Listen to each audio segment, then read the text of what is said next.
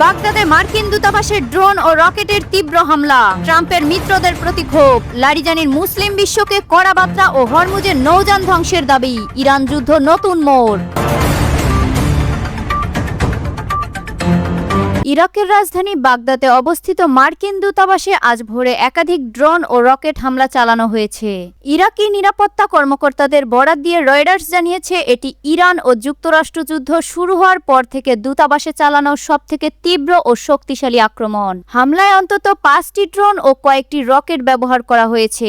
প্রত্যক্ষদর্শী ও নিরাপত্তা সূত্রের বর্ণনায় জানা যায় অন্তত 3টি ড্রোন দূতাবাসের দিকে যাচ্ছিল। এর মধ্যে 2টি CRAM এয়ার ডিফেন্স সিস্টেম মাঝ আকাশে ধ্বংস করে, কিন্তু একটি ড্রোন দূতাবাস চক্করের ভেতরে আঘাত হানে। 4টি রকেট ছোড়া হয়েছে, এর মধ্যে একটি রকেট হামলা নস্যাৎ করা হয়েছিল। দূতাবাস প্রাঙ্গণে বিস্ফোরণের পর কালো ধোঁয়া ও আগুনের কুণ্ডলি উঠতে দেখা গেছে। এই হামলায় ইরান সমর্থিত শিয়া মিলিশিয়াদের দ্বারা চালানো বলে সন্দেহ করা হচ্ছে, যারা যুদ্ধের প্রতিশোধ হিসেবে ইরাকে মার্কিন স্থাপনাগুলোকে লক্ষ্য করেছে। এটি যুদ্ধের 3য় সপ্তাহে অঞ্চল জুড়ে সহিংসতা ছড়িয়ে পড়ার সাম্প্রতিক উদাহরণ। একই সময়ে বাগদাদের জাদ্রিয়া এলাকায় পপুলার মোবিলাইজেশন ফোর্সের সদর দপ্তর হিসেবে ব্যবহৃত একটি ভবনে 2টি বিমান হামলা চালানো হয়েছে। নিরাপত্তা সূত্রে বলেছে এতে অন্তত 2 জন নিহত হয়েছে। এই হামলাগুলো সম্ভবত যুক্তরাষ্ট্র বা ইসরায়েলের দ্বারা চালানো হয়েছে বলে ধারণা করা হচ্ছে। মার্কিন দূতাবাস থেকে সতর্কতা জারি করা হয়েছে, ইরাকি আকাশে মিসাইল, ড্রোন ও রকেট হামলার ঝুঁকি অত্যন্ত উচ্চ। গ্রিন জোন বন্ধ করে দেওয়া হয়েছে এবং নাগরিকদের দূতাবাসে না আসার নির্দেশ দেওয়া হয়েছে। পরিস্থিতি দ্রুত বদলাচ্ছে। ইরান যুদ্ধ এখন ইরাক, সিরিয়া ও অন্যান্য দেশে ছড়িয়ে পড়েছে। এদিকে মার্কিন প্রেসিডেন্ট ডোনাল্ড ট্রাম্প ইরান যুদ্ধের মাঝে মিত্রদের প্রতি তীব্র অসন্তোষ প্রকাশ করেছেন। হোয়াইট হাউসে এক অনুষ্ঠানে তিনি বলেছেন, যুক্তরাজ্যের প্রধানমন্ত্রী কিয়ার স্টারমারের অবস্থানে তিনি খুবই অসন্তুষ্ট এবং খুবই বিস্মিত। ট্রাম্প অভিযোগ করেন মধ্যপ্রাচ্যে জাহাজ পাঠানোর মার্কিন অনুরোধ যুক্তরাজ্য প্রত্যাখ্যান করেছে। পরে বিমানবাহী রণতরী পাঠানোর প্রস্তাব এলেও তা অনেক দেরি হয়ে গেছে। তিনি বলেন, আমার মনে হয় তারা সম্ভবত এতে যুক্ত হবে, তবে তাদের স্বতঃস্ফূর্তভাবে যুক্ত হওয়া উচিত ছিল। ট্রাম্প আরো বলেন, যুক্তরাজ্য যুক্তরাষ্ট্রের পুরনো মিত্র এবং ন্যাটোর মাধ্যমে বছরের পর বছর সুরক্ষা পেয়েছে, কিন্তু এখন উৎসাহ দেখাচ্ছে না। অন্যদিকে ফার্সি প্রেসিডেন্ট এমানুয়েল মাখোর সঙ্গে কথা হয়েছে জানিয়ে ট্রাম্প বলেন, মাখো হরমুজ প্রণালীর বাধা দূর করতে সহায়তা করতে আগ্রহী। ট্রাম্প হরমুজ প্রণালীতে নৌযান চলাচল পুনরায় শুরু করতে অন্যান্য দেশের প্রতি আহ্বান পুনরাবৃত্তি করেন। তিনি জানান, প্রায় 7টি দেশের সঙ্গে আলোচনা চলছে। কিছু দেশ সহায়তার জন্য এগিয়ে এসেছে, কিন্তু অনেকেই তেমন উৎসাহ দেখাচ্ছে না। তিনি বলেন, কিছু দেশ যাদের আমরা বহু বছর ধরে সাহায্য করছি এবং ভয়াবহ শত্রুর হাত থেকে রক্ষা করছি, তারাও খুব আগ্রহ দেখায়নি। এই আগ্রহের মাত্রা আমার কাছে গুরুত্বপূর্ণ। ইরান, ইসরায়েল ও যুক্তরাষ্ট্রের হামলার জবাবে ড্রোন, ক্ষেপণাস্ত্র ও মাইন ব্যবহার করে হরমুজ প্রণালী কার্যত বন্ধ করে দিয়েছে। এই প্রণালী দিয়ে বিশ্বের মোট তেল ও LNG প্রায় 1/5 পরিবহন হয়। যুদ্ধের 3য় সপ্তাহে তেলের দাম অনেক চড়া, বিশ্ব অর্থনীতিতে চাপ বাড়ছে। মার্কিন পররাষ্ট্রমন্ত্রী মার্কো রুবিও শীঘ্রই যেসব দেশ সহায়তা করবে বলে ইচ্ছুক তাদের নাম ঘোষণা করবে বলে আশা করা হচ্ছে। ট্রাম্পের এই আহ্বানের পর ইউরোপীয় দেশগুলো যেমন যুক্তরাজ্য, ফ্রান্স, জার্মানি সামরিকভাবে যুক্ত হতে অনীহা প্রকাশ করেছে, যদিও কূটনৈতিক প্রচেষ্টায় সহায়তার কথা চলছে। পরিস্থিতি দ্রুত বদলাচ্ছে। হরমুজ প্রণালী, নিরাপত্তা ও তেল সরবরাহের ভবিষ্যৎ নিয়ে উদ্বেগ বাড়ছে।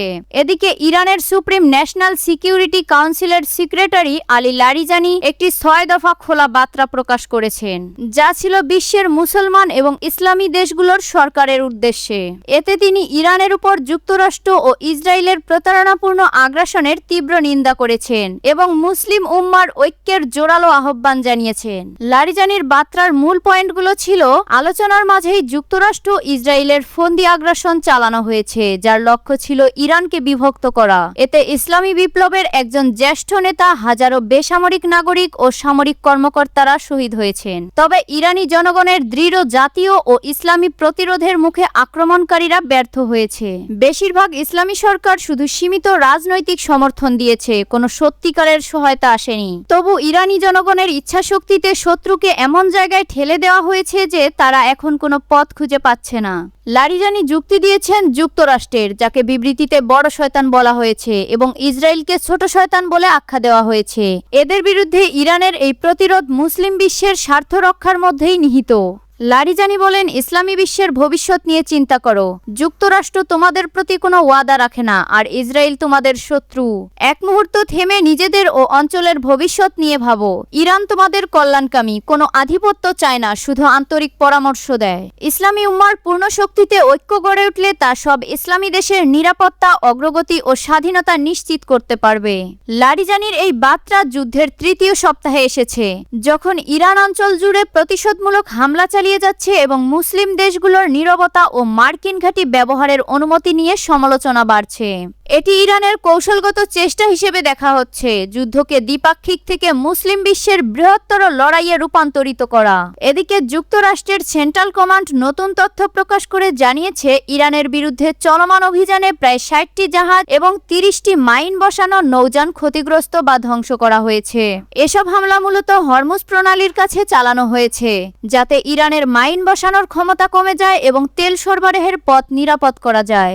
লক্ষ্যবস্তুর মধ্যে ছিল কমান্ডো সেন্টার, অস্ত্র উৎপাদন কেন্দ্র, ব্যালিস্টিক ক্ষেপণাস্ত্র ঘাঁটি, সাবমেরিন এবং ইরানের আকাশ প্রতিরক্ষা ব্যবস্থা।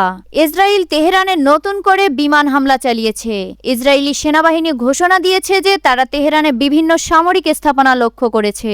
বিবিসি নিউজ ফার্সির বরাতে তেহরানের বাসিন্দারা জানিয়েছে, ভোর প্রায় 5টা পর্যন্ত হামলা তীব্র ছিল। বিস্ফোরণের কম্পন অনেক দূর পর্যন্ত অনুভূত হয়েছে। কারাজ ও অন্যান্য এলাকা থেকেও একই ধরনের খবর এসেছে।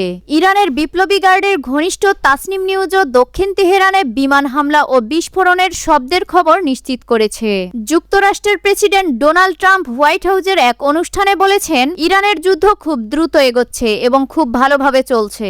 তিনি ইরানকে সন্ত্রাস ও ঘৃণার জাতি বলে উল্লেখ করে বলেন, দেশটি এখন বড় মাসুল দিচ্ছে। ট্রাম্প বারবার বলেছেন, যুক্তরাষ্ট্র ও ইসরায়েলের যৌথ অভিযান স্বল্পমেয়াদী, কিন্তু কখন শেষ হবে সে বিষয়ে কোনো নির্দিষ্ট তারিখ দেননি। এদিকে ইরাকে যুক্তরাষ্ট্রের একটি KC-135 জ্বালানি সরবরাহকারী বিমান বিধ্বস্ত হয়েছে। যুক্তরাষ্ট্রের সামরিক বাহিনী নিশ্চিত করেছে যে বিমানটি পশ্চিম ইরাকে পড়েছে। কারণ ও ক্ষতির পরিমাণ এখনো জানানো হয়নি, তবে তদন্ত চলছে। কিছু প্রতিবেদনে 6 জন ক্রু নিহতের কথা বলা হয়েছে, কিন্তু এটি যুদ্ধের সঙ্গে সরাসরি যুক্ত কিনা তা নিশ্চিত নয়। কাতারের আকাশসীমায় একটি ক্ষেপণাস্ত্র ভূপাতিত করার পর এর ধ্বংসবিশেষ পড়ে একটি শিল্প এলাকায় অগ্নিকাণ্ড ঘটেছে। দেশটির স্বরাষ্ট্র ও বেসামরিক প্রতিরক্ষা মন্ত্রণালয় জানিয়েছে, সিভিল ডিফেন্সের কর্মীরা ওই সীমিত পর্যায়ের আগুন নিয়ন্ত্রণে কাজ করছে। সামাজিক যোগাযোগ মাধ্যমে দেওয়া এক পোস্টে মন্ত্রণালয় নিশ্চিত করেছে, এ ঘটনা এখন পর্যন্ত কোনো হতাহতের খবর পাওয়া যায়নি। এর কিছুক্ষণ আগে কাতারের প্রতিরক্ষা মন্ত্রণালয় জানিয়েছে, তারা একটি ক্ষেপণাস্ত্র হামলা প্রতিহত করেছে। মূলত ওই ক্ষেপণাস্ত্র ধ্বংস করার পর সেটির খণ্ডাংশ নিচে পড়লে আগুনের সূত্রপাত হয়। যুদ্ধ এখন তৃতীয় সপ্তাহে। হরমুজ প্রণালী বন্ধ, তেলের দাম চড়া, অঞ্চল জুড়ে হামলা পাল্টা হামলা চলছে। পরিস্থিতি দ্রুত বদলাচ্ছে।